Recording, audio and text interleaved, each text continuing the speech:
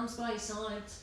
Your band can be on your knees, above your knees, below your knees. In the grand scheme of things, the position of it when you're doing a bridge like this doesn't really matter.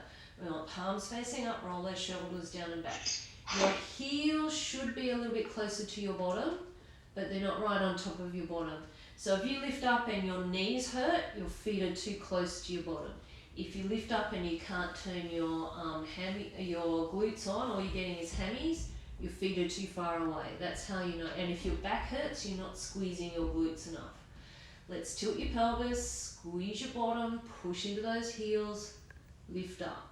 So you want to be able to have a straight line through shoulders, hips, knees. Now you're going to maintain this. Now you might put your fingertips on your hip bones and your elbows are still on the floor. And we're going to do a bent knee fall out. So right knee out to the side. And my knee's going probably just past 1 o'clock if I think of a clock face. Now my hips aren't dropping at all, they're staying exactly in the same position, okay? And that's because I'm squeezing the daylights out of my bottom. So my glute max is maintaining my hip extension. That's it. So when you've done 10, if you can, go straight over, do 10 on the left. If you need to come back down, come back down. Now again, the range on this side is just past 11 o'clock if you think of a clock face. Your right leg should be totally still and that knee is directly in front of the hip. Alright, and when you've done your 10, then I want you to try and do 10, both knees out, both knees back. Now, don't let your hips drop and lift and drop and lift. The range is smaller, so my knees are going probably between 11 and 1. And my bottom's not going up and down at all, it's staying here. Make sure you're breathing, so breathing out as your knees come out, breathing in as you come back.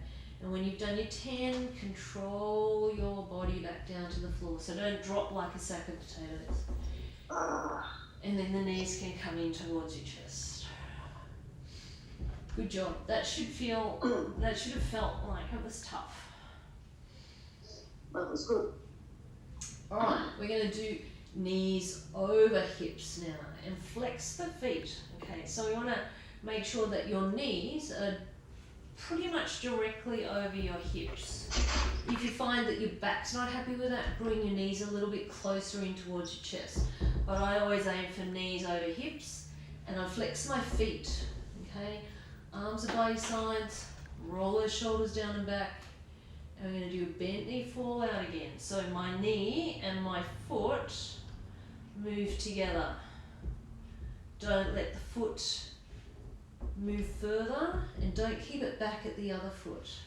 Now you have to concentrate so that you're not flopping and rolling around on the floor. If you can feel your back squashing or arching, you need to probably put your feet down and reposition. This is about tummy this time. So we're doing 10 to the right. Again, my knee's probably just going past 1 o'clock. And then the right knee stays still, the left knee's coming out and back. Again, not a big range.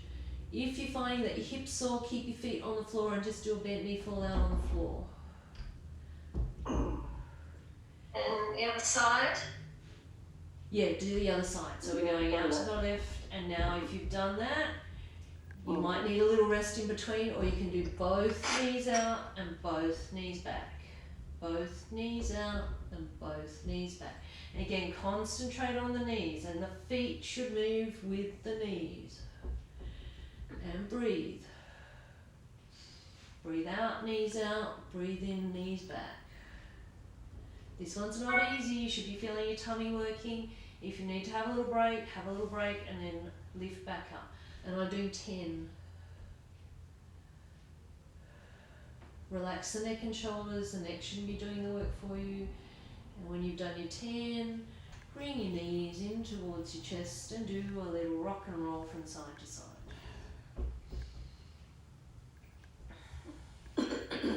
How are we feeling? Fine. Good. Alright, we're going to roll onto our side. We're going to do a clam with a band. Alright, so the band's still staying at your knees. Roll onto whichever side you like. Now, I'm just going to move so my knot is not at the floor. Theoretically or technically, you should have your better bottom uppermost first. Now, and pillow underneath your head. I've got my arm there. You can either have it stretched out or bent.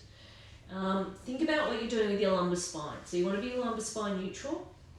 Lift those heels so you can check that they line up with your glutes. Alright. And then you want to keep the weight into or push into your heels, lift the top knee from the bottom knee. The last thing I didn't say was make sure that top hip is just fractionally in front of the bottom hip. And we're going to lift the top knee from the bottom knee. Now if your positioning is correct, that knee shouldn't come up any higher than hip height.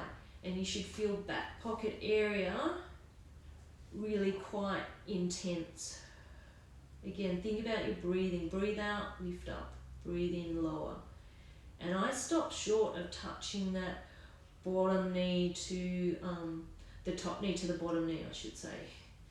And if you're not feeling it again, think about what's happening at your torso. You need length in that torso. If you've hitched your hip, you're probably using some of your back muscles to do this. And we want to do probably 20, 25. This can get really quite intense, so if you can't quite make it to 25, that's okay, because you will feel those glutes on fire. Alright, I'm going to call that 25. Alright, so I'm going to flip over. You'll see the back view. Sometimes what's happening from the rear can be a really good guide as well. So again, check your heels, make sure they line up with your bottom, okay? Length in the torso. Lumbar spine's neutral, so you shouldn't be arching, but you shouldn't be flat, okay? So that's a little bit of figuring out where your neutral is. My top hip is just fractionally in front, so I've done a little bit of rotation. My heels are glued together. I lift the top knee from the bottom knee, and I've got nice length through the upper torso. My head is resting on that arm. You can have a pillow. This hand, you could have it on the floor. You could have it feeling your glute working. Make sure you breathe in. Breathe out, lift up, breathe in, lower. And again, if you can stop your knees from touching, you're going to fatigue that glute so much quicker than if the knees touch. Yeah, you want to do about 25